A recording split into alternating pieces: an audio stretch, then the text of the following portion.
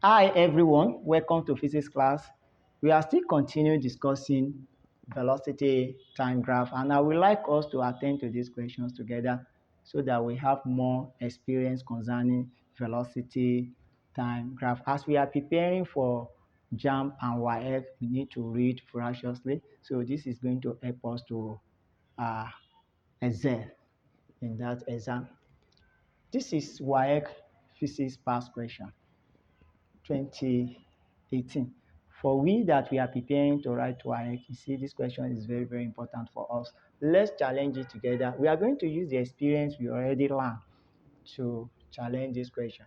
A car starts from rest and accelerates uniformly for 20 seconds to attain a speed of 25 meters per second. It maintains this for 30 seconds before deceleration uniformly to rest.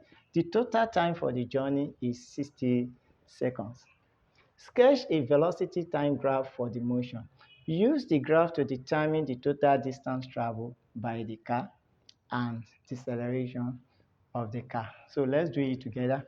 We already have experience how to draw velocity time graph when we are having uniform acceleration. So if you're asked to draw the graph for uniform acceleration when velocity is plotted against time, you should be able to do so. Let's do that. This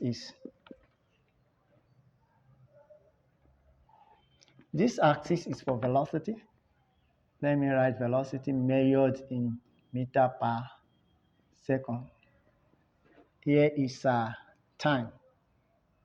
There is time. There is time. Here is 0, the origin. This line that is originated from 0 further out is indicating that the car moves from rest and accelerates uniformly for 20 seconds. So the time for during the acceleration is 20 seconds. 20 seconds. And that car attained a speed of 25 meters per second. It attained a speed of 25 meters per second. So here will be 25 meters per second. Based on what is written on the question, it maintains this value for additional 30 minutes. Let's show the graph for constant velocity. Constant velocity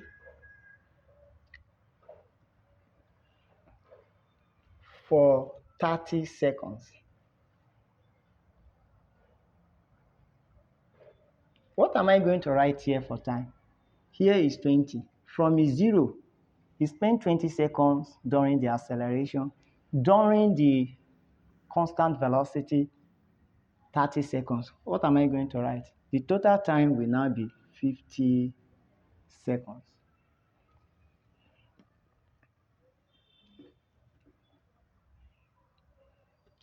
Decelerate uniformly to rest.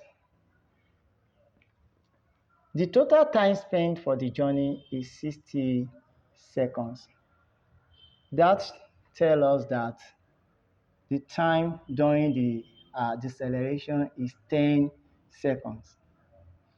So that is how to draw the graph. Then we are asked to use this graph to calculate the total distance traveled by the car. The total distance traveled by the car is equal to the area under this graph. I've discussed this with you before.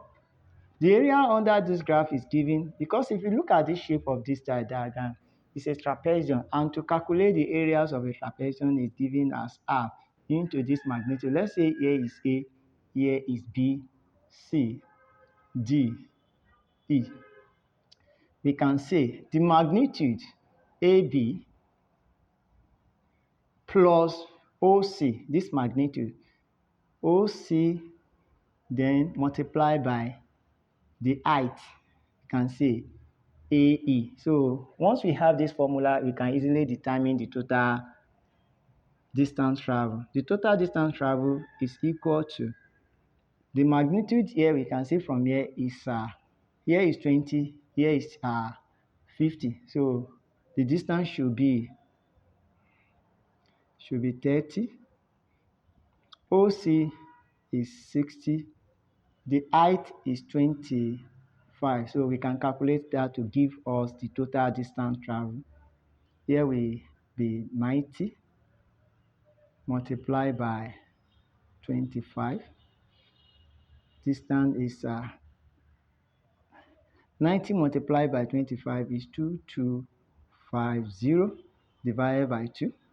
Then the distance is equal to 1125 meter. That is the total distance travel. And we are asked to calculate deceleration. And deceleration, if you look at deceleration here, deceleration A, the opposite of acceleration is deceleration. Is change in velocity. If you look at this stage of the motion, we can only have deceleration at this stage of the motion. So we can say change in velocity all over change in velocity all over change in time. The velocity is from, let's say here is the initial velocity to here the final velocity is 0. Then it will be 25, 25, 25. Then time during the deceleration is 10. So the result is 2.5 meter per second squared. So that's that. Thank you for listening.